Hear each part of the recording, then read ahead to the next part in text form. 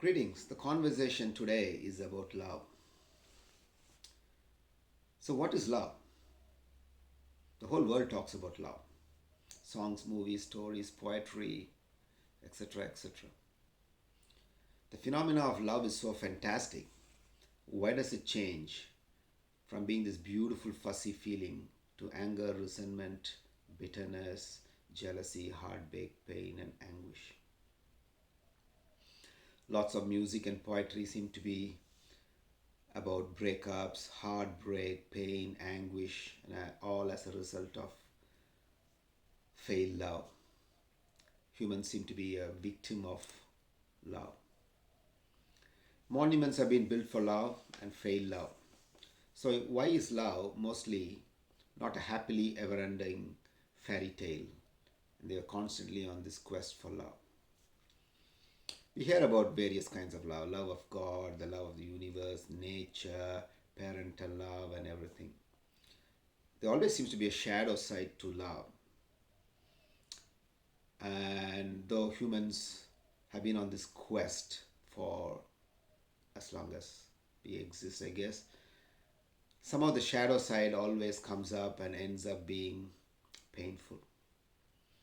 The cry of the world seems to be wanting love, wanting to be loved deeply. But alas, this has not been the experience, mostly considering the books and songs written about heartbreak as a result of failed love.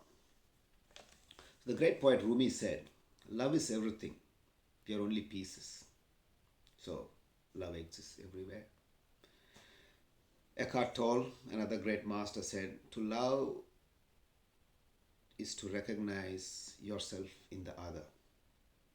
Richard Bach said, true love stories have never have endings.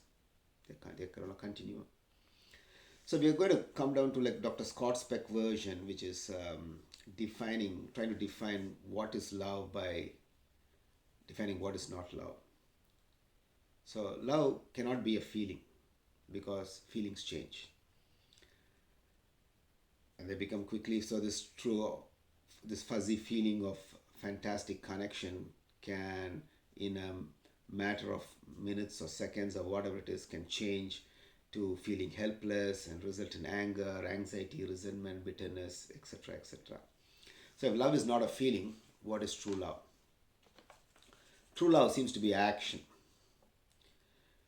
So it is the act wherein one extends oneself for another or others. It is a constant, it's not conditional. True love does not dominate but cultivates and enhances one state of being and connection.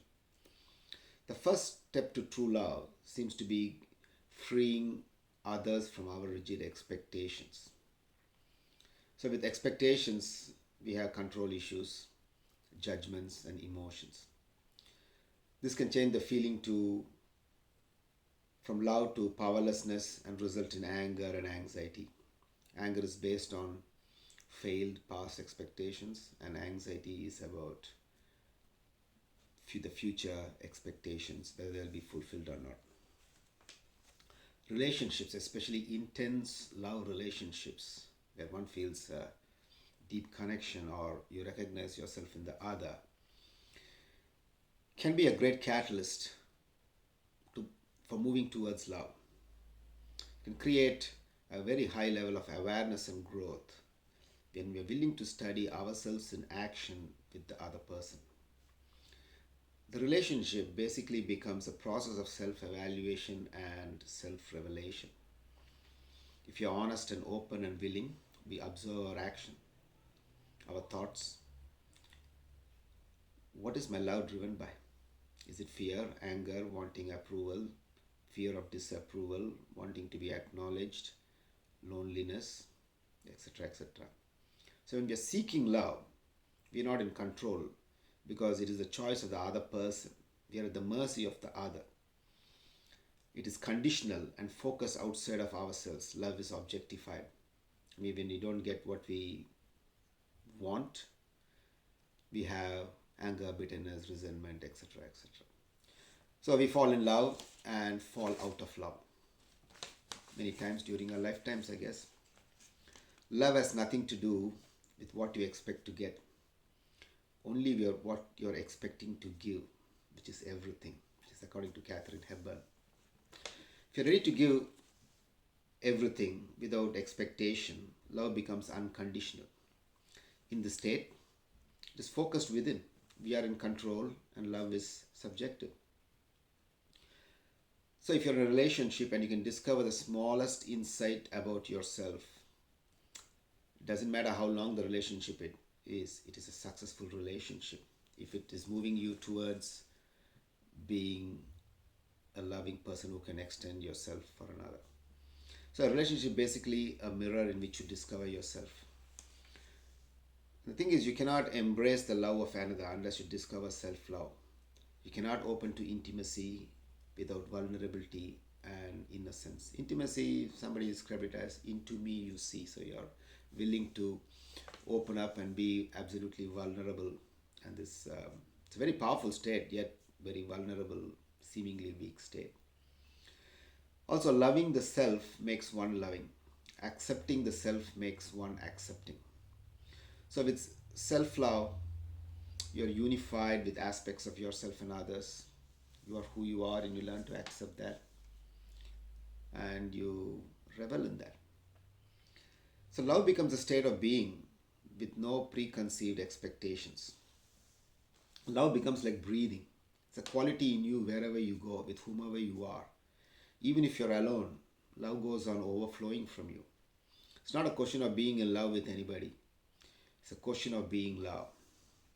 So if you observe nature, let's say we observe a flower in nature in the desert, small little flower blooms in the morning when the sun comes up, spreads its fragrance. That's its nature.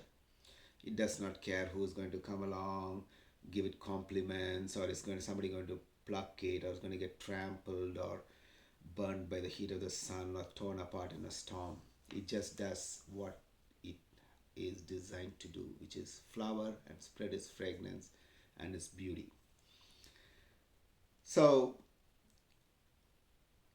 that is it. It's very unconditional. The flower is not worried about whether the cloud is going to give it rain today or the sun is going to be less intense and harsh and provide some respite from the burning heat. It does not care. It's carefree. Humans are shrouded in fear and anger. So our true nature, which is kind of loving and connected, is compromised. We are plagued by survival anxiety, and like blind led by the blind, run hither and thither, looking for love, wanting love, feeling unfulfilled, incomplete, and emotional. Now and then we recognize ourselves in the other, and ego barriers are dropped. We are in love, everything is fuzzy and fantastic. We feel connected to the other, we compromise and extend ourselves for a short time. And if expectations are met and our ego is stoked, we are in love for a short time. In a matter of time, the ego barriers will slowly start coming up and masks replace the innocence and vulnerability. Connection is lost and we wonder what we saw in the other. We fall out of love.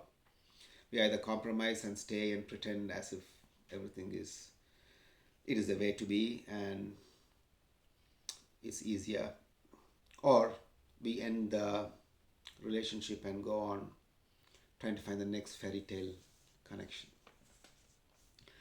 We hear about loving ourselves and self-care and pampering and standing in front of a mirror and writing affirmations how beautiful and wonderful we are. But unless all this is backed up by action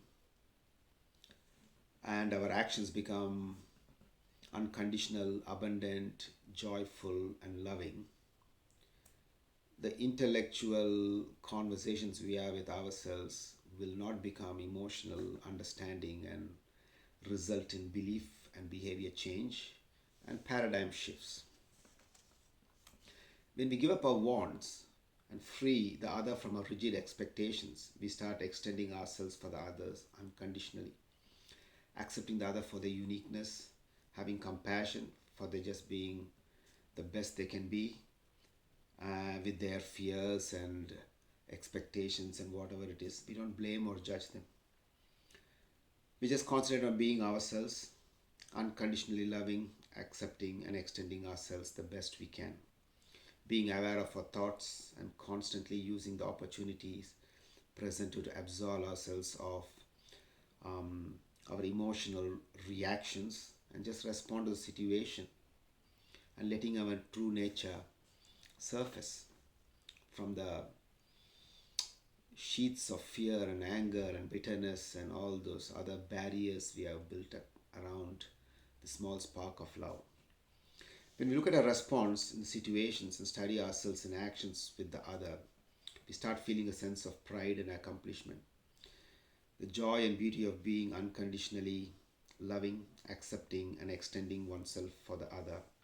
We start loving who we are, a being just letting its real nature, loving nature growing and enhancing in our love and compassion for ourselves, becoming carefree and connected with everything around us, and just being in a state of love.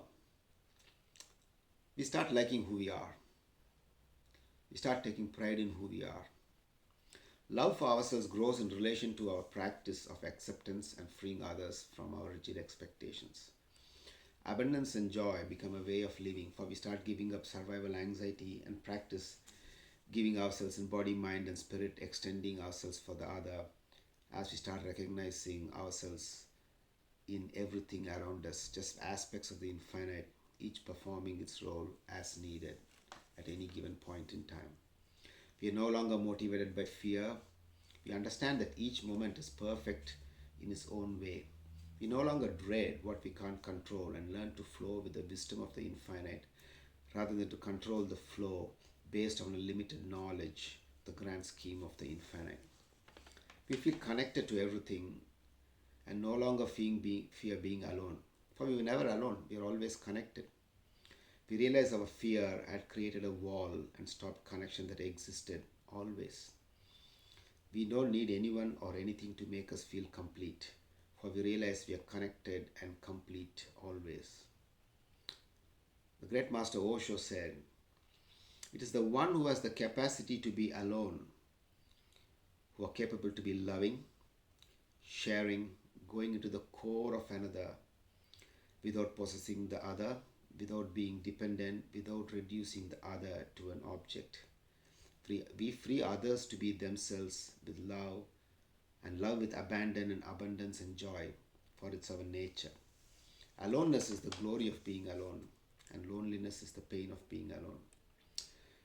So the only thing we can do is practice and practice being like a flower in the desert, just doing what it needs to do at any given point in time, every single day, as its true nature is.